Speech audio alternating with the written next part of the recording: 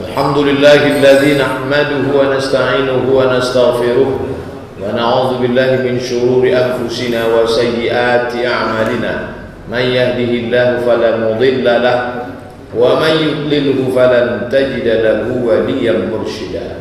Allahumma shalli ala sayyidina Muhammad wa ala ali sayyidina Muhammad.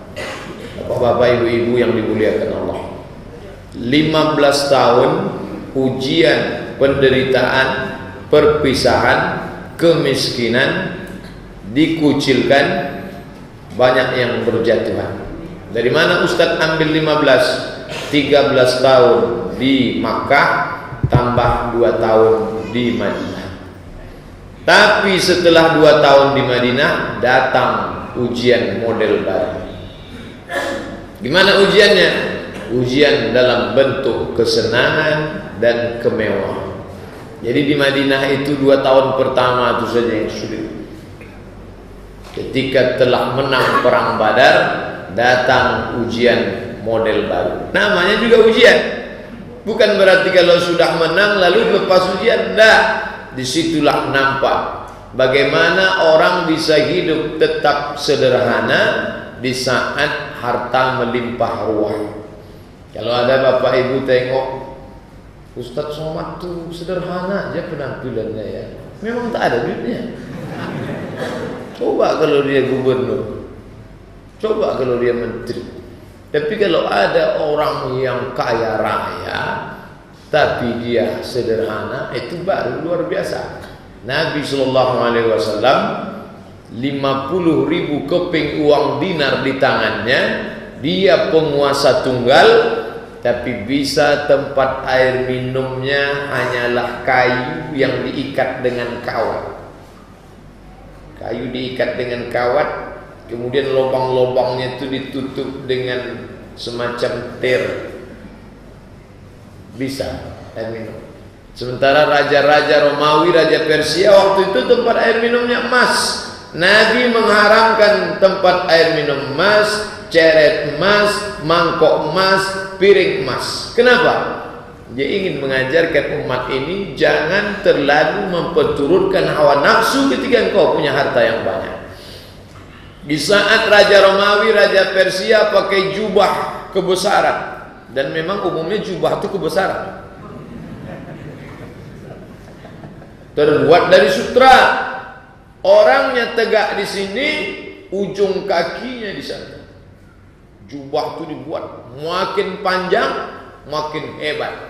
Langsung dia mengatakan, Innallaha, Allah tak akan memandang, la yanzuru, tak memandang, tak melihat, murka Allah kepada siapa?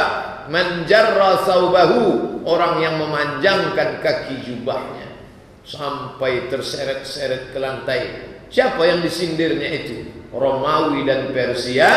Kalau sudah kaya dan berkuasa, memanjangkan jubah sampai menyeret-nyeret ke lantai.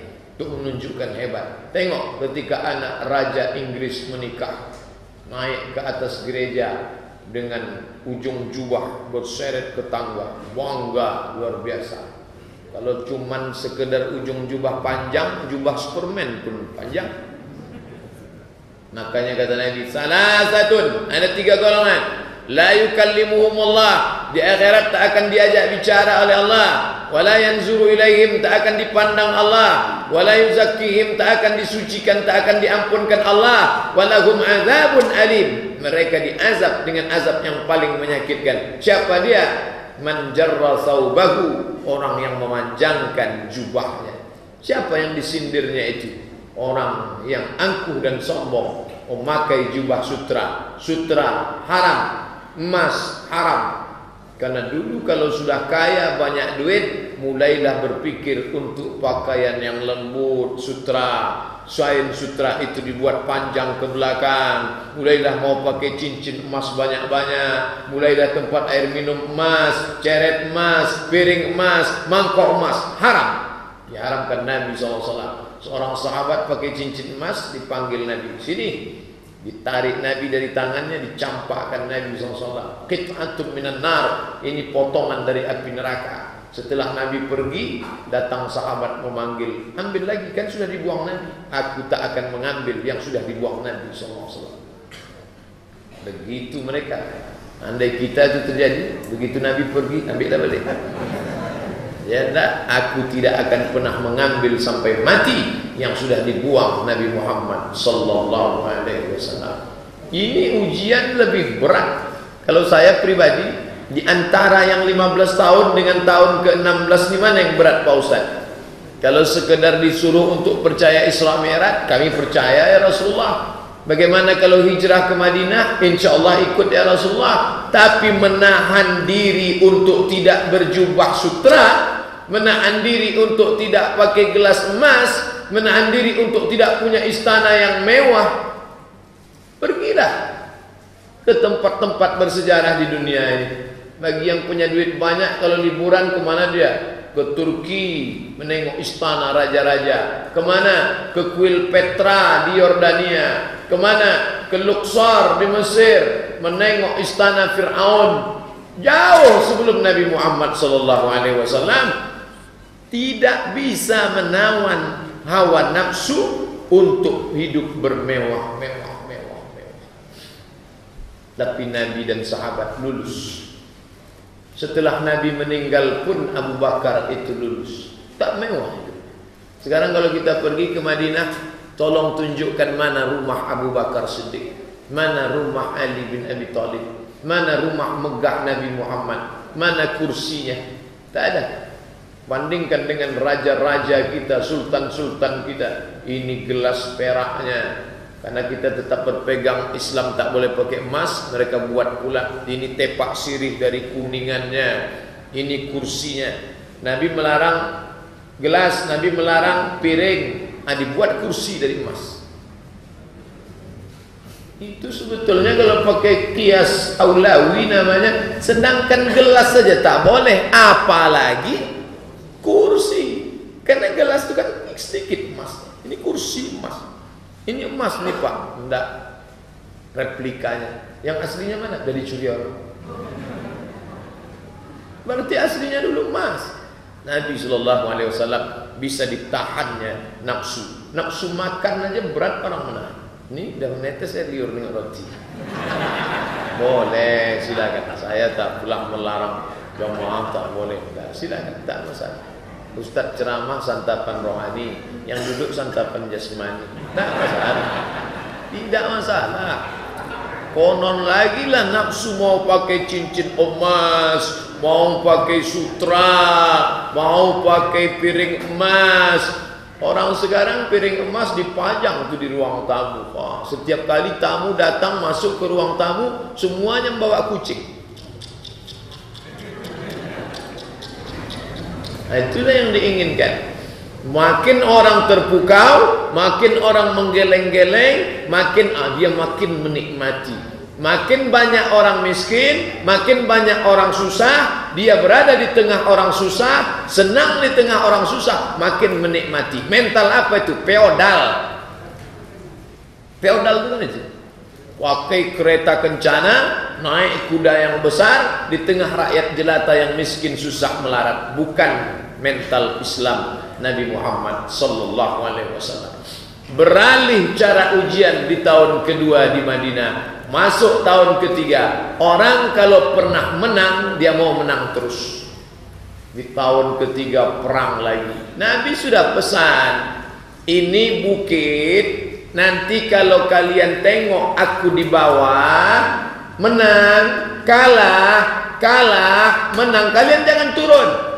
Dipasang pasukan pemanah dari atas. Siap mau mana? Ustaz macam pernah aja mana? Pernah lah. Itu foto yang di WA itu. Sangka orang hebat saya mana? Bagi yang ikut Sabtu Subuh di Al-Falah, tahu dia entah kemana-mana pergi anak panah. Kalian pasang ke bawah, apapun yang terjadi, jangan kalian beralih dari sini. Ya, ternyata tak semuanya lulus. Begitu mereka menengok, melihat, memandang ke bawah sahabat dan Nabi menang, mulai hatinya goncang, tinggalkan anak panah, berlari ke bawah. Apa yang mau diambil? Ghanimah, harta rampasan perang. Kosong bukit di atas. Bukit itu bernama Jabal Ruman. Satu orang pemanah, Ramin, jamaknya Ruman. Jabal bukit, bukit pemanah, Jabal Ruman. Nama anak bapak siapa namanya? Rami. Rami artinya pemanah. Luar biasa. Hebatnya mana? Belum tahu lagi. Jabal Ruman, bukit pemanah. Kalian standby saja di sini, jaga. Mau menang mau kalah, kalian tetap jaga di bawah. Iyalah ya Rasulullah. Ternyata manusia hatinya bimbang, kocak, menengok baju besi, tombak, kuda. Ini kalau tak kita ambil nanti tak dapat. Turun ke bawah. Begitu para pasukan pemanah ini turun ke bawah, memutar ke kiri. Pasukan kafir, pasukan muslim. Muslim melawan kafir di bawah, menang. Memutar pasukan kafir mengelilingi Jabal Ruman dari belakang. Mereka serang dari belakang. Satu menyerang dari depan, satu menyerang dari belakang. Pasukan pemanah di atas sudah tak ada. Hancur pasukan umat Islam, kalah. Apa kata Syekh Ibnu Utsaimin mengomentari perang itu? Sekali saja melawan perintah Nabi, begitu kekalahan yang diderita. Sekali melawan perintah Nabi, begitu kekalahan yang dialami. Apalagi melawan Nabi bolak-balik. Jadi jangan heran, kenapa kita kalah, Pak Ustaz? Katanya ditolong Allah. Kita kalah karena persiapan mantap, tapi ada perbuatan yang melawan perintah Allah. Allah murka dan marah. Pertolongan Allah tidak bisa direbut dengan perbuatan yang melanggar aturan Allah dan Rasulullah SAW.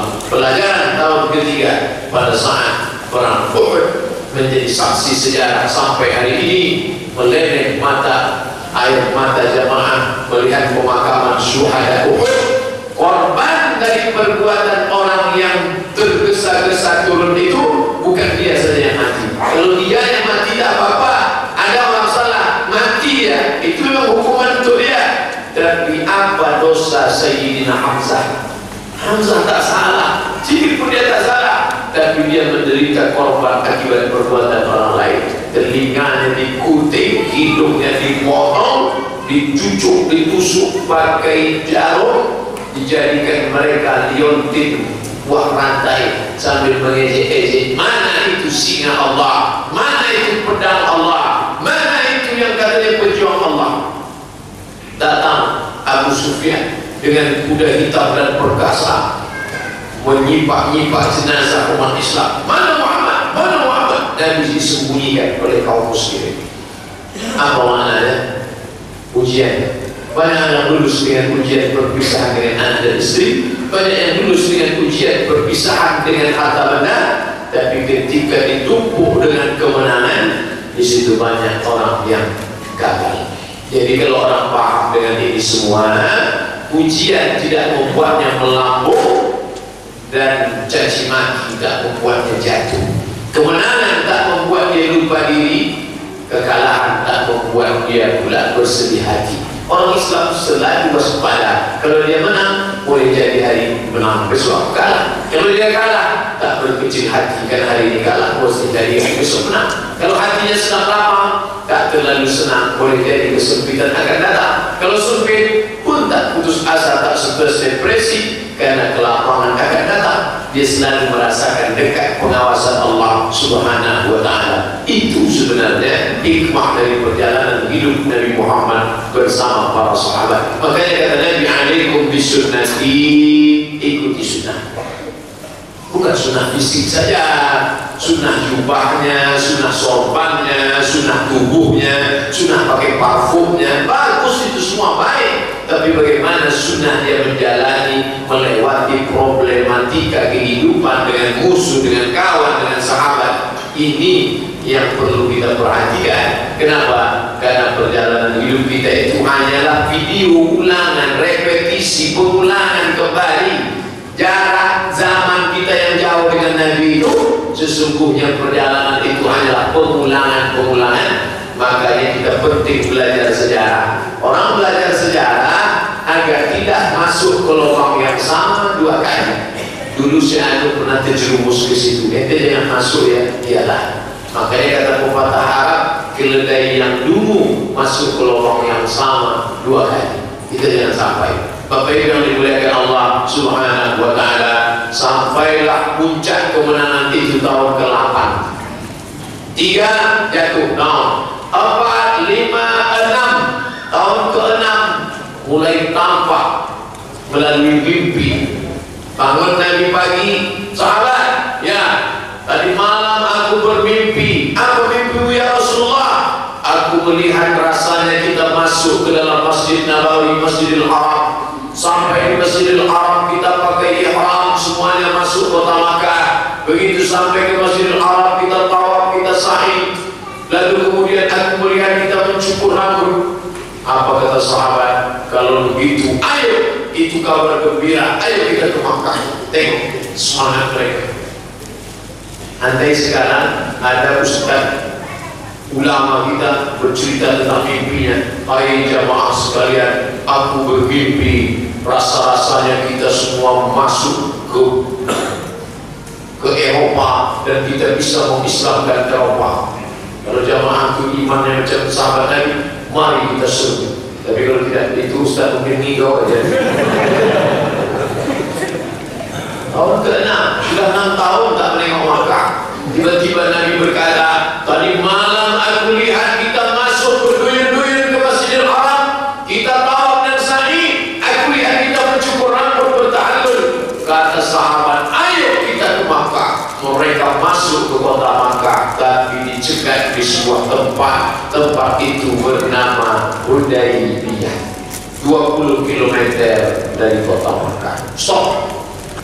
Muhammad dan sahabat yang tidak boleh masuk. Kenapa? Kita masih belum dalam perjanjian damai lagi. Maka itulah yang dikenal dengan perjanjian Hudaybiyah. Nabi tidak bisa menulis, Nabi buta huruf, mukjizat. Jadi kalau dia bisa menulis, bisa jadi Quran itu tulisan dia. Kalau bisa dia membaca, bisa jadi apa yang ada dalam Quran itu dalam bacaan dia. Dibacanya dari Romawi, dibacanya dari Persia, dibacanya dari Yahudi, dibacanya dari Nasrani. Dia tak bisa tulis, dia tak bisa baca, tak ada yang bisa mempengaruhi pikirannya. Kalau dikatakan Quran itu adalah ide dari bapaknya, ayahnya sudah meninggal ketika dia 2 bulan dalam kandungan. Kalau dikatakan itu pengaruh dari emaknya, emaknya sudah meninggal sebelum dia akil balik. Kalau dikatakan itu bacaannya, dia tak bisa tulis, dia tak bisa baca, maka itu datang dari Allah Subhanahu wa Ta'ala. Tahun ke-6 tak bisa masuk, oke, tak masalah. Tahun ke-7 datang lagi, tahun ke-8 datang lagi, 3 kali betul-betul datang ke kota Makkah. Tahun ke-6 gagal, tahun ke-7 masuk tapi belum bisa menguasai, tahun ke-8 bisa dikuasai. Maka dalam genggaman Muhammad sallallahu alaihi wasallam muncul lagi. Apa yang muncul? Muncul keinginan berkuasa. Orang kalau sudah berkuasa, mana musuh yang dulu bangkit keegoan, keangkuhan, ingin menginjak-injak, membalas. Seandainya Ustaz Abdul Somad yang menguasai Makkah waktu itu, siapa orang pertama yang Ustaz cari? Saya akan cari Abu Sufyan. Karena tahun ketiga itu dia yang mengobrak-abrik Makkah, Madinah. Dia yang dengan gagahnya, jantannya mencari mana Muhammad. Tapi apa yang terjadi saat itu? Nabi malah mengatakan, man dakhala baita Abi Sufyan fahuwa amin. Siapa yang masuk ke rumah Abu Sufyan aman, tak diganggu. Andai Ustaz yang berkuasa waktu itu, apa kata Ustaz? Siapa yang masuk ke rumah Abu Sufyan nonjok. Itu lawanku dulu itu. Tapi masuk rumah dia, berarti musuhku. Sampai dekat keluarga dengan dia, berarti habis semua Abu Sufyan. Nabi mengajarkan, kau boleh lulus saat kau diuji, kau dengan penderitaan, tapi saat kau diuji dengan kekuasaan, apakah kau lulus? Banyak orang tak lulus ketika dia berkuasa. Saat mengumandangkan azan di atas Ka'bah, apakah Nabi menunjuk Ali, Sayyidina Ali, engkau adalah sepupuku, engkau adalah menantuku, engkau adalah saudaraku, naiklah ke atas Ka'bah? Tidak.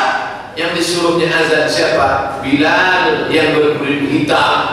mantan hamba sahaya yang miskin. Bilal naik ke atas Ka'bah, kumandangkan azan. Azanlah Bilal. Hancur berhala-berhala semua, sudah bersih. Bilal pun naik. Menara tak ada, tempat tinggi Ka'bah, naik dari atas Ka'bah. Allahu Akbar, Allahu Akbar. Apa kata orang kafir Quraisy menengok Bilal?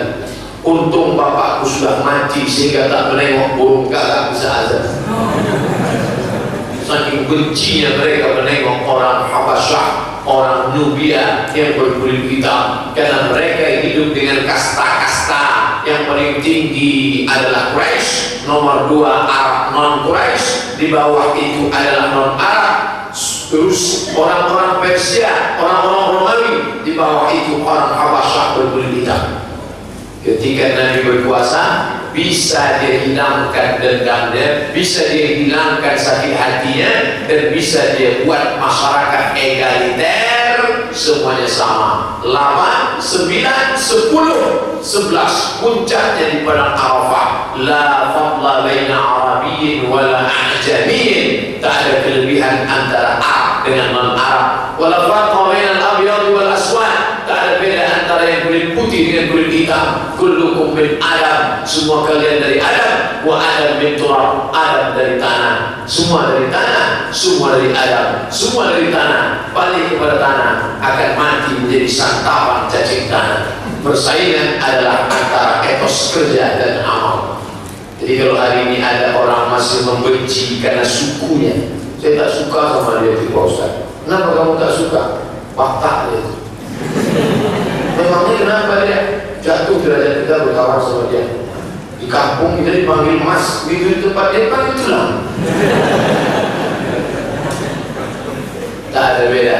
Karena kata Nabi, Inna khalaqnakum min dzakarin wa untha, kami jadikan kamu dari laki-laki dan perempuan. Wa ja'alnakum syu'uban wa qabaila, bersuku-suku, berbangsa-bangsa. Tapi ingat, apakah Quraisy lebih mulia?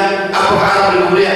Inna akramakum indallah atqakum, yang paling mulia adalah yang paling takwa. Maka kita tak boleh membenci orang karena sukunya. Cina, tak boleh. Memangnya dia dulu milih jadi orang Cina? Tak pernah. Memangnya ada malaikat bawa kertas multiple choice, mau jadi apa? A. Cina, B. Melayu, D. Eropa, E. Afrika. Yang ini kurang warna, yang itu lebih warna. Mana ada? Itu pilihan Allah. Tapi menjadi beriman dan menjadi kafir, kita disuruh pilih. Diturunkan Quran, diturunkan Nabi, diberikan penjelasan, meninggal Nabi di atas ulama, diberikan hati, diberikan perasaan, diberikan akal, diberikan telinga, diberikan mata. Pikir, tengok, dengar.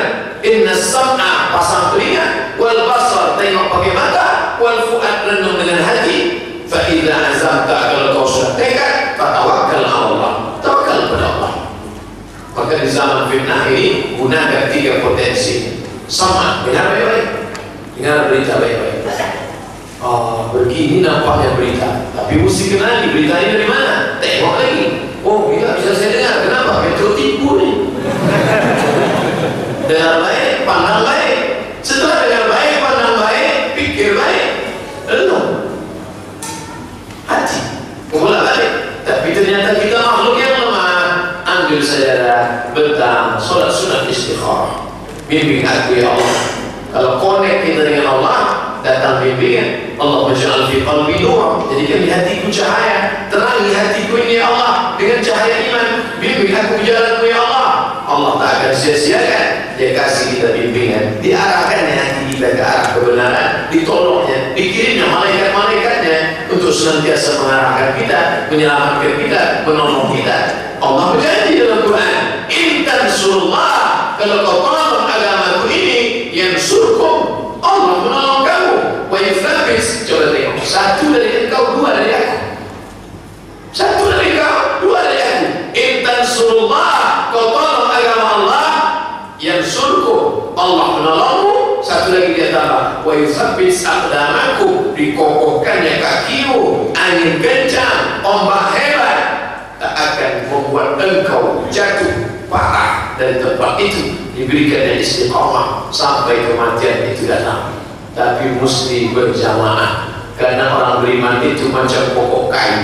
Pokok kayu kalau anginnya kencang dia sendirian dia akan patah, tapi kalau dia bersama pokok-pokok yang lain terbantu dengan baik di pohon di samping maupun di ujung, apalagi di tengah, dia akan terbantu dengan beramai-ramai. Allah selalu memberikan contoh-contoh, Nabi selalu memberikan permisalan. Macam pokok kayu, angin kencang tak membuat engkau patah karena engkau bersandar dengan pokok yang lain. Macam serigala, serigala hanya akan menjadi kambing yang memisahkan diri dari jamaah. Kalau kambing itu banyak berkerumun, dia akan tunggu mana yang memisahkan diri, baru dia terkam. Maka jangan pernah memisahkan diri dari jamaah. Saking takutnya jamaah tadi memisahkan diri, sampai tak ke kamar mandi. Izin Pak Ustaz, apa itu? Boleh ke kamar? Boleh lah, darurat. Maksudnya memisahkan diri dari jamaah sendirian saja. Itu yang akan diterkam oleh serigala-serigala. Pas 30 menit setelah sholat Isya, dari maghrib ke Isya 45 menit, dari Isya ke tanya jawab 30 menit, 75 menit. Itulah tausiah kita malam.